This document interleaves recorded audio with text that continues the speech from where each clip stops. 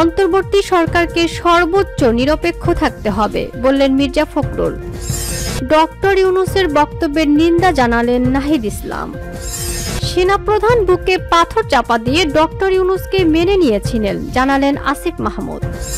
হঠাৎ রাজনীতি উত্তাল, জনমনে উদ্বেগ। আসসালামু আলাইকুম দর্শক, আমাদের হাতে থাকা সর্বশেষ সংবাদে আপনাদের স্বাগত। এতক্ষণ শুনছিলেন সংবাদ শিরোনাম, এবারে থাকছে বিস্তারিত। অন্তর্বর্তী সরকারকে সর্বোচ্চ নিরপেক্ষ থাকতে হবে বললেন মির্জা ফখরুল। বিএনপি মহাসচিব মির্জা ফখরুল ইসলাম আলমগীর বলেছেন, অন্তর্বর্তী সরকারকে সর্বোচ্চ নিরপেক্ষতার অবস্থান বজায় রাখতে হবে। কোনো মহলের রাজনৈতিক ফায়দা হাসিলের এজেন্ডা যেন সরকারের কর্মপরিকল্পনার অংশ না হয়, সেদিকে সজাগ দৃষ্টি রাখতে হবে। দেশের চলমান পরিস্থিতি নিয়ে বিএনপি ডাকা সংবাদ সম্মেলনে লিখিত বক্তব্যে তিনি একথা বলেন। বিএনপি মহাসচিব বলেন, দীর্ঘ প্রায় 16 বছর ফ্যাসিবাদ বিরোধী রক্তঝরা আন্দোলন সংগ্রামের ধারাবাহিকতায় 2024 সালের জুলাই আগস্টের ছাত্র জনতার অভ্যুত্থানের মধ্য দিয়ে বাংলাদেশ ফ্যাসিবাদ মুক্ত হয়। ফখরুল বলেন, ফ্যাসিবাদ পরবর্তী রাষ্ট্র সংস্কার নিয়ে নানা প্রস্তাব আর মতামত উঠে এসেছে সংস্কার কমিশনের প্রতিবেদনে, যার মূল ভিত্তিটা রচনা করেছে বিএনপির 31 দফা রাষ্ট্রীয় কাঠামোর গণতান্ত্রিক সংস্কারের মধ্য দিয়ে গণ অভ্যুত্থানের অনেক আগে 2023 সালের 13 জুলাই আমাদের সংগ্রামের সময়। তিনি বলেন, জনপ্রত্যাশা অনুযায়ী সংস্কার প্রস্তাবগুলো সাংবিধানিক ও আইনগত ভিত্তি প্রদানের জন্য একটি নির্বাচিত সংসদই কেবল উপযুক্ত ফোরাম। বিদ্যমান ফ্যাসিবাদ বিরোধী জাতীয় ঐক্য এই দেশ ও দেশের মানুষের জন্য মূল চালিকা শক্তি।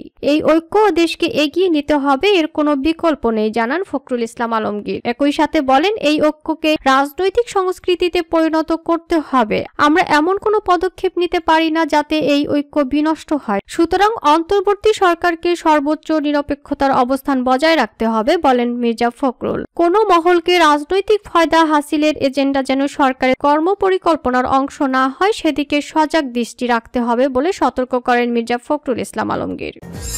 ডক্টর ইউনূসের বক্তব্যের নিন্দা জানালেন নাহিদ ইসলাম। প্রধান উপদেষ্টা ডক্টর মোহাম্মদ ইউনূসের সাম্প্রতিক বক্তব্যের নিন্দা জানিয়েছেন জাতীয় নাগরিক পার্টির এনসিপি আহ্বায়ক নাহিদ ইসলাম। গতকাল বৃহস্পতিবার ইন্টারন্যাশনাল ক্রাইসিস গ্রুপের প্রতিনিধি দলের সঙ্গে বৈঠকে প্রধান উপদেষ্টা অধ্যাপক ডক্টর মোহাম্মদ ইউনূস বলেন, আওয়ামী লীগকে নিষিদ্ধের পরিকল্পনা অন্তর্বর্তী সরকারের নেই, কোনো দাবিতেই পৌঁছাবে না নির্বাচন। শুক্রবার 21 মার্চ রাত 8:30টার দিকে জাতীয় নাগরিক কমিটির কেন্দ্রীয় কার্যালয়ে এক জরুরি সংবাদ সম্মেলনের আয়োজন করা হয়। সেখানে প্রধান উপদেষ্টার ওই বক্তব্যের কড়া সমালোচনা করেন নাহিদ ইসলাম। নাহিদ ইসলাম বলেন, প্রধান উপদেষ্টা সরকার প্রধানের মতো গুরুত্বপূর্ণ দায়িত্বে থেকে এমন মন্তব্য করতে পারেন না।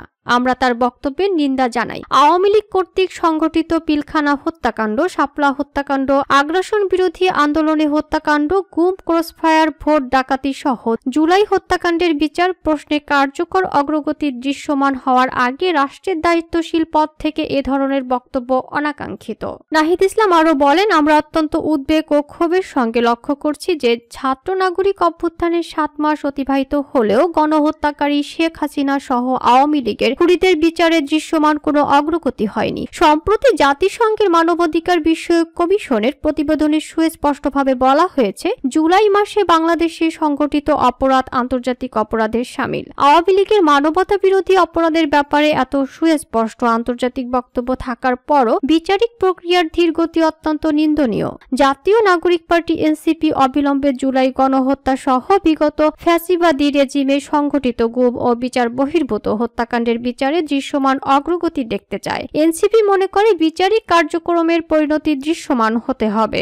নাহিদ বলেন, আত্মপ্রকাশের পর থেকে আমরা ধ্যার্থহীনভাবে বলেছি, কৃত অপরাধের বিচার, দায় স্বীকার, অনুশোচনা, পাপ মোচন ব্যতীত আওয়ামী লীগের দল হিসেবে ক্রিয়াশীল থাকার পক্ষে যে কোনো ধরনের তৎপরতা ফ্যাসিস্টদের পুনর্বাসনের শামিল। এনসিপি জুলাই গণহত্যা সহ বিগত ফ্যাসিবাদী রেজিমে সংগঠিত অপরাপর গণহত্যা ও মানবতা বিরোধী অপরাধের বিচারের নিশ্চয়তা চায় জানিয়ে নাহিদ ইসলাম বলেন, বিচার চলাকালীন আওয়ামী লীগের নিবন্ধন বাতিল করতে হবে এবং এই মাফিয়া গোষ্ঠীর রাজনীতিতে ফেরার যে কোনো প্রচেষ্টাকে এনসিপি প্রতিহত করার অঙ্গীকার ব্যক্ত করছে। সংশ্লিষ্ট সব পক্ষকে মনে করিয়ে এনসিপির আহ্বায়ক নাহিদ ইসলাম বলেন, আওয়ামী লীগ কোনো গণতান্ত্রিক ও রাজনৈতিক দল নয়, বরং এটি একটি ফ্যাসিবাদী দল। নির্বাচনের ভোটের মাধ্যমে আওয়ামী লীগের পরাজয় ঘটেনি। দল হিসেবে আওয়ামী লীগ সাংগঠনিক সিদ্ধান্তের মাধ্যমে বাংলাদেশে গণহত্যা চালিয়েছে, যার ফলে বাংলাদেশের ইতিহাসে নজিরবিহীন ছাত্র জনতার অভ্যুত্থানের মাধ্যমে আওয়ামী ফ্যাসিবাদী রেজিম বাংলাদেশ থেকে উৎখাত হয়েছে। ফলে আওয়ামী লীগ এই মুহূর্তে গণতান্ত্রিক ফ্রেমওয়ার্কের বাইরে অবস্থান করছে।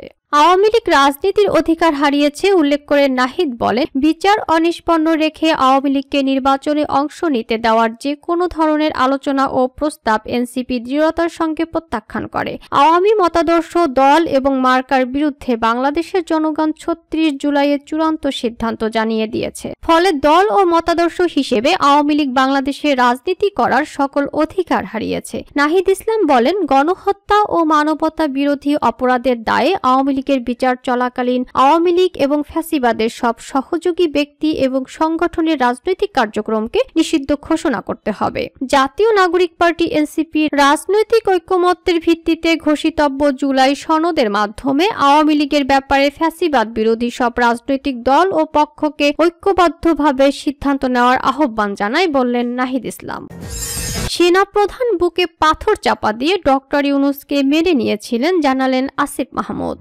স্থানীয় সরকার, পল্লী উন্নয়ন ও সমবায় মন্ত্রণালয়ের উপদেষ্টা আসিফ মাহমুদ সজীব ভুঁইয়া বলেছেন, সেনাপ্রধান জেনারেল ওয়াকারুজ্জামান বুকে পাথর চাপা দিয়ে ডক্টর ইউনূসকে প্রধান উপদেষ্টা করার সিদ্ধান্ত মেনে নিয়েছিলেন।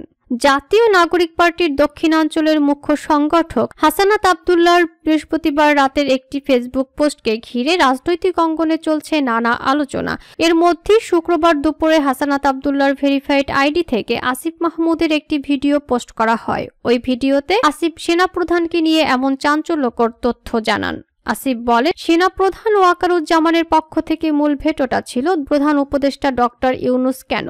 ইউনূসের পরিবর্তে অন্য যে কোনো কেউ আসতে পারে। ইউনূসের নামে মামলা আছে, তিনি একজন কনভিক্টেড পারসন।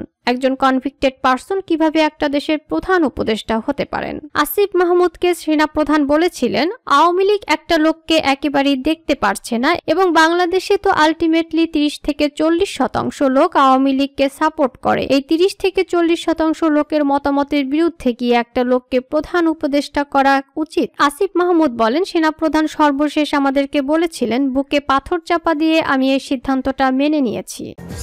হঠাৎ রাজনীতি উত্তাল, জনমনে উদ্বেগ। আওয়ামী লীগকে নিষিদ্ধ করার পরিকল্পনা সরকারের নেই। প্রধান উপদেষ্টা অধ্যাপক মোহাম্মদ ডক্টর ইউনূসের এই বক্তব্যকে ঘিরে নতুন আলোচনার জন্ম দিয়েছে। এই বক্তব্যের পক্ষে বিপক্ষে বিভিন্ন দল ও মহলের অবস্থানে রাজনৈতিক অঙ্গনে হঠাৎ তোলপাড় শুরু হয়েছে। এমন পরিস্থিতিতে দেশের মানুষের মধ্যেও উদ্বেগ দেখা দিয়েছে। দেশ আবার সংঘাতময় হয়ে ওঠে কিনা তা নিয়ে শঙ্কিত দেশের জনগণ। প্রধান উপদেষ্টার বক্তব্যের পর জাতীয় নাগরিক পার্টি সহ অনেক রাজনৈতিক দলে নেতিবাচক প্রতিক্রিয়া দেখা দিয়েছে। তবে বিএনপি ও জামায়াতে ইসলামী কৌশলী অবস্থান নিয়েছে। তারা আওয়ামী লীগকে নিষিদ্ধ করার পক্ষে স্পষ্ট করে কিছু বলেনি, বরং তাদের বক্তব্যে মনে হয়েছে কোনো বিশেষ কারণে দুই দলই সরকারকে রুষ্ট করতে চাইছে না।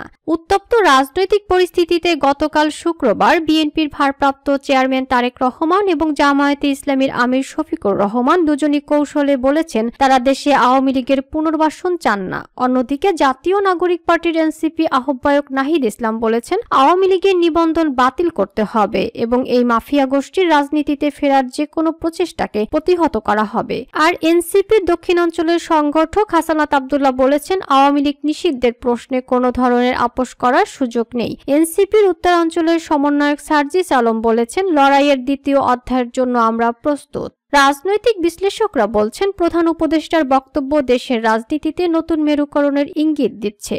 একদিকে সরকার আওয়ামী লীগকে নিষিদ্ধ না করার প্রতিশ্রুতি দিলেও দলটির শীর্ষ নেতাদের বিচারের আওতায় আনার প্রক্রিয়াও শুরু করেছে। কারো মতে আগামী কয়েক মাসের মধ্যে সরকারের কার্যক্রম ও রাজনৈতিক পরিস্থিতি বলে দিবে এই সিদ্ধান্ত দেশে স্থিতিশীলতা আনবে নাকি নতুন সংঘাতের জন্ম দেবে।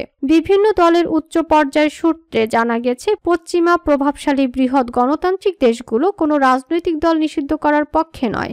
ওই দেশগুলোর এই অবস্থান বিএনপি, জামায়াত সহ রাজনৈতিক দলগুলোর উপর এক ধরনের চাপ। যেহেতু এই দুই দলই ক্ষমতা কেন্দ্রিক রাজনীতি করে, তাই তাদের পারিপার্শ্বিক অনেক বিষয় বিবেচনায় নিয়ে চলতে হয়। তাই বিদেশিদের চাওয়া সবসময় তাদের উপেক্ষা করা সম্ভব হয় না। বিভিন্ন মহলের ধারণা, প্রধান উপদেষ্টার বক্তব্যের পর রাজনৈতিক অঙ্গনে উত্তেজনা আরও বাড়তে পারে, কারণ এই বছরের মধ্যে নির্বাচন করার পক্ষে বিপক্ষে রাজনৈতিক দল ও মহল নিজেদের অবস্থান সুসংহত করার চেষ্টা করছে। এছাড়া জুলাই আগস্টের ঘটনাগুলোর বিষয়ে জাতিসংঘের তদন্ত প্রতিবেদনেও কোনো রাজনৈতিক দল নিষিদ্ধ না করার সুপারিশ হয়েছে।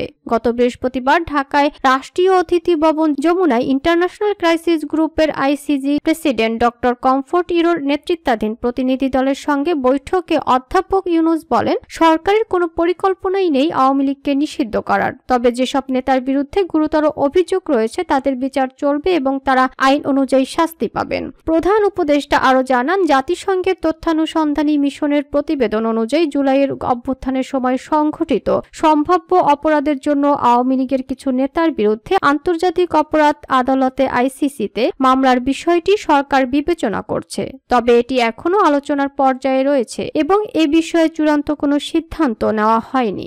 এই বক্তব্যের পর ক্ষুব্ধ প্রতিক্রিয়া জানিয়েছে জাতীয় নাগরিক পার্টি সহ বৈষম্য বিরোধী ছাত্র আন্দোলনের বিভিন্ন প্ল্যাটফর্ম। ঢাকা বিশ্ববিদ্যালয় সহ দেশের বিভিন্ন স্থানে বিক্ষোভ মিছিল করছে তারা। পরিস্থিতি নিয়ন্ত্রণে রাখতে গতকাল সকাল থেকে রাজধানীর সড়কগুলোতে সেনাবাহিনীর নেতৃত্বে যৌথ বাহিনীর সতর্ক অবস্থান দেখা গেছে। জাতীয় নাগরিক পার্টি এনসিপি দক্ষিণাঞ্চলের সংগঠক হাসানাত আব্দুল্লাহ বলেছেন, দেশের রাজনীতিতে আওয়ামী লীগকে ফেরানোর পরিকল্পনা চলছে। আওয়ামী লীগকে নির্বাচনে ফেরাতে আসন ভাগের প্রস্তাব দেওয়া হয় তাকে। নিজের ভেরিফাইড ফেসবুক পেজে দেওয়া এক পোস্টে কোন প্রক্রিয়ায় আওয়ামী লীগকে পুনর্বাসনের পরিকল্পনা সাজানো হচ্ছে তা তুলে ধরেছেন হাসানাত আব্দুল্লাহ। আওয়ামী লীগকে ফেরানোর এই পরিকল্পনা ভারতের বলেও দাবি করেন হাসানাত। এর আগে বিভিন্ন সময় বিএনপি মহাসচিব মির্জা ফখরুল ইসলাম আলমগীর সহ অনেক জ্যেষ্ঠ নেতা বলেছেন তারা কোনো রাজনৈতিক দল নিষিদ্ধ করার পক্ষে নন। তবে আওয়ামী লীগ নেতাদের পুনর্বাসন করা হচ্ছে বলে রাজনৈতিক দলগুলো একে অন্যের বিরুদ্ধে অভিযোগ করছে। সম্প্রতি স্থানীয় সরকার, পল্লী উন্নয়ন ও সমবায় মন্ত্রণালয়ের উপদেষ্টা আসিফ মাহমুদ সজীব ভুইয়া বলেছেন, যারা গণহত্যার সঙ্গে জড়িত এবং বিভিন্ন সময় বিগত ফ্যাসিবাদের সময় জনগণের বিরুদ্ধে বিভিন্ন ধরনের কার্যক্রমে জড়িত ছিলেন তাদের বেশিরভাগই এখন পলাতক অবস্থায় আছেন। গণহত্যার সঙ্গে যারা জড়িত তাদের বিরুদ্ধে মামলা আছে বিধায় তারা পলাতক অথবা কারাগারে রয়েছেন বলে জানান আসিফ মাহমুদ। এরই মধ্যে নাহিদ ইসলাম বলেছেন, যারা আওয়ামী লীগ করছেন কিন্তু কোনো প্রকার অন্যায় এবং গণহত্যা কিংবা অপরাধের সঙ্গে যুক্ত নন, তারা ক্ষমা চেয়ে আবার মূল ধারায় স্বাভাবিক অবস্থায় ফিরে আসতে পারেন এবং সেই জায়গা থেকে যদি কেউ নির্বাচন করেন তাতেও কোনো বাধা নেই। কিন্তু কেউ যদি সাজাপ্রাপ্ত হয়ে থাকেন, এই গণহত্যার সঙ্গে জড়িত থাকেন, তাহলে তো কোনোভাবেই নির্বাচনে আসতে পারবেন না বলে জানান নাহিদ ইসলাম। সংস্কারের কারণে নির্বাচন বিলম্বিত হোক এটি চায় না বিএনপি। দলটি যত দ্রুত সম্ভব জাতীয় সংসদ নির্বাচন দাবি করে আসছে। জাতীয় নাগরিক পার্টি চায় গণপরিষদ নির্বাচন। এরই মধ্যে সংস্কার কমিশনগুলোর করা সুপারিশ চূড়ান্ত করতে রাজনৈতিক দলগুলোর সঙ্গে আনুষ্ঠানিক সংলাপ শুরু করছে জাতীয় ঐক্যমত্য কমিশন। কোন রাজনৈতিক দলের নেতারা মনে করছেন আওয়ামী লীগকে নিষিদ্ধ করার বিষয়টি রাজনৈতিকভাবে ব্যবহার করা হচ্ছে। আবার কেউ বলছেন বিচার প্রক্রিয়ার স্বচ্ছতা নিশ্চিত করতে হবে। রাজনৈতিক বিশ্লেষকরা মনে করছেন প্রধান উপদেষ্টার সাম্প্রতিক বক্তব্য আসন্ন নির্বাচনের জন্য একটি কৌশল হতে পারে। সরকারের এই অবস্থান হয়তো আন্তর্জাতিক সম্প্রদায়কে আশ্বস্ত করার জন্য। তারা চায় আওয়ামী লীগকে নিষিদ্ধ না করেও রাজনৈতিক মেরুকরণ বজায় রাখতে। বিশ্লেষকরা আরো বলছেন, সরকার আওয়ামী লীগকে নিষিদ্ধ করলে দেশের রাজনৈতিক অস্থিরতা আরো বাড়তে পারে।